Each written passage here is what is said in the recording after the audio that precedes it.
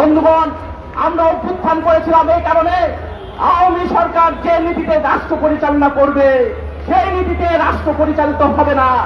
আওয়ামী সরকার বৃহৎ ব্যবসায়ীদের স্বার্থ যেমন রক্ষা করেছে, তেমনি এখানে সাম্রাজ্যবাদী দেশগুলোকে নানানভাবে নানান চুক্তিতে তারা বরাদ্দ করেছিল। আমরা সেই সাম্রাজ্যবাদীদের সাথে যে অসম চুক্তি, সেই চুক্তি বাতিলের দাবি করেছি। আর অথচ এই সরকার আমরা দেখছি আওয়ামী সরকারের চুক্তির ধারাবাহিকতায় এখানে নিউ মেরিন টার্মিনাল, সেটা এই ডিপি ওয়ার্ল্ডকে ইজারা দিচ্ছে। বন্ধুগণ, আমরা একথা খুব স্পষ্ট করে বলতে চাই, অভ্যুত্থানের মধ্য দিয়ে একথা পরিষ্কার হয়ে গিয়েছে যে বাংলাদেশ আওয়ামী নীতিতে পরিচালিত হতে পারে না। ফ্যাসিবাদী যে 15 বছরের শাসন, সেই শাসনের ফলেই অভ্যুত্থান অনিবার্য পরিণতি হয়ে দাঁড়িয়েছিল।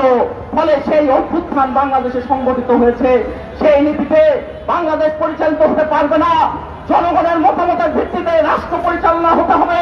এটাই হচ্ছে অভ্যুত্থানের আকাঙ্ক্ষা, এটাই হচ্ছে আমাদের রোড মার্চের বার্তা, যে এই বাংলাদেশের জনগণের মতামতের ভিত্তিতেই এই রাষ্ট্র পরিচালিত হতে হবে।